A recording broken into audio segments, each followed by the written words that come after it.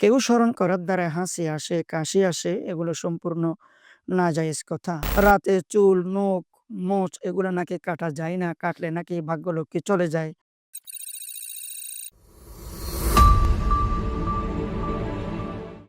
আসসালামু আলাইকুম রহমতুল্লাহ বরকাত। ইন্নাল হামদালিল্লাহ ওয়াসসালাতু ওয়াসসালামু আলা মাল্লা নবিয়্যা বা'দা আম্মা বাদ। সুপ্রিয় দর্শক, মানাহিল টিভির পক্ষ থেকে আপনাদেরকে স্বাগতম। আজকে আমাদের সাথে অতিথি হিসেবে রয়েছেন জামিয়া বাইতুল করিমের সম্মানিত খতিব মুফতি ইব্রাহিম আনোয়ারি বারাকাল্লাহু ফি হায়াতি। আমরা জানি ইসলাম একটি পরিপূর্ণ জীবন বিধান। প্রতিটি বিষয়ে ইসলামের দিক নির্দেশনা রয়েছে এবং ইসলাম আমাদেরকে ইসলামী সংস্কৃতির আলোকে চলাফেরা করার, জীবনযাপন করার নির্দেশনা দিয়েছেন। তারপরেও আমাদের সমাজে কিছু কিছু কুসংস্কৃতি রয়েছে। এই গুরুত্বপূর্ণ কিছু কুসংস্কার নিয়ে আলোচনা করবেন আজকের সম্মানিত অতিথি প্লিজ। নাহমাদুহু ওয়া নুসাল্লি আলা রাসূলিহিল কারীম, আম্মা বাদ।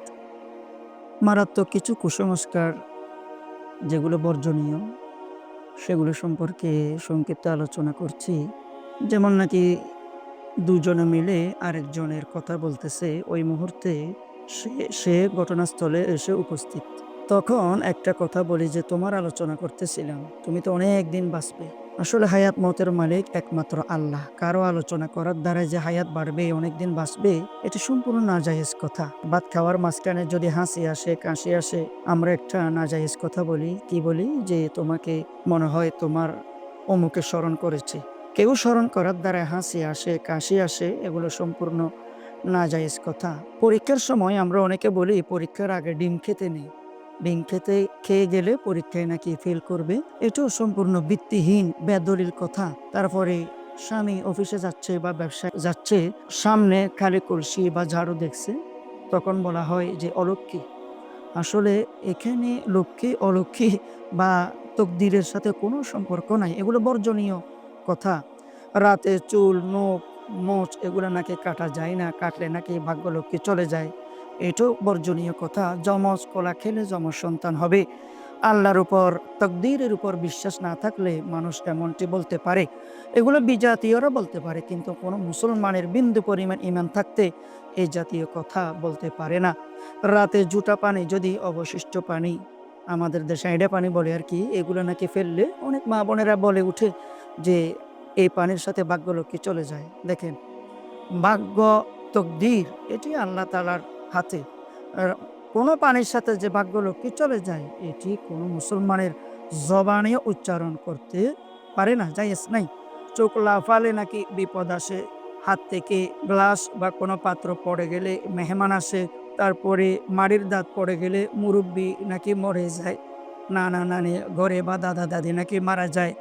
এগুলো সম্পূর্ণ বর্জনীয় কথা, এগুলো বর্জন করবেন। অনেককে দেখা যায় ঘরের মধ্যে বড় পীর সাহেবের হুজুরের পিকচার রাখে বা গাড়িতে রাখে যাতে অ্যাক্সিডেন্ট না হয়। ঘরে পিকচার রাখে যাতে বরকত হয়। পিকচারের মধ্যে কোনো বরকত নাই। আল্লাহ রাসূল সাল্লাল্লাহু আলাইহি ওয়াসাল্লাম বলেন যে ঘরে কুকুর আর পিকচার ছবি থাকবে টাঙ্গানো, ওই ঘরের মধ্যে রহমতের ফেরেশতা প্রবেশ করবে না। সূর্যগ্রহণ আর চন্দ্রগ্রহণের সময় আমাদের দেশে অনেক মা বোনকে দেখা যায় তরকারি কুটে না, অনেক কাজকর্ম করে না। কেন?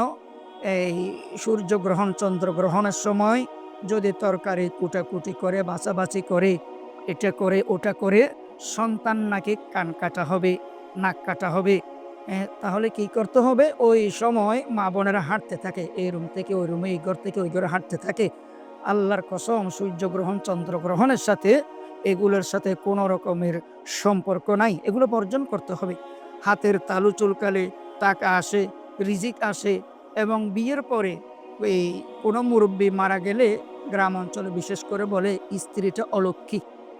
এই স্ত্রীকে গড়ে আনার কারণে মুরব্বি মারা গেছে। নাউজুবিল্লাহ মিন যালিক, হায়াত মতের মালিক আল্লাহ।